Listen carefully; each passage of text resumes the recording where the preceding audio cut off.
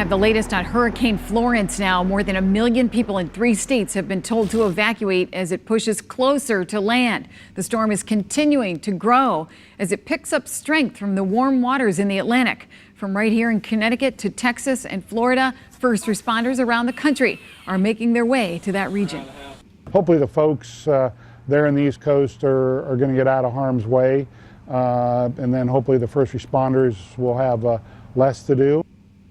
Many coastal towns have already instituted mandatory evacuation orders. One model suggests some areas could get as much as 45 inches of rain. That is a lot of rain.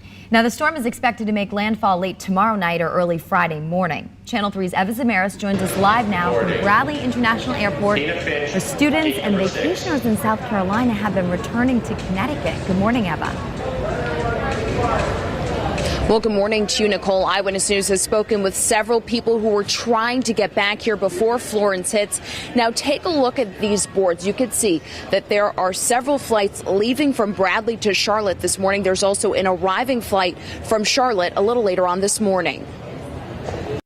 Hurricane Florence is expected to pummel the East Coast a little later this week, with catastrophic flooding and damaging winds most likely taking aim at the Carolinas and Virginia. Mandatory evacuations have been issued and millions of Americans are preparing for what North Carolina's governor has called a monster of a storm. Here in Connecticut, we spoke with a New Britain couple who told us packed airports at Myrtle Beach forced them to drive to Charlotte to get a flight back home. We also spoke with a Coastal Carolina University student. He described to us what he saw down in South Carolina. It was crazy down there. Walmart was completely full. Once we got in, it was empty because there was nothing else left. Gas was a mile long for everybody.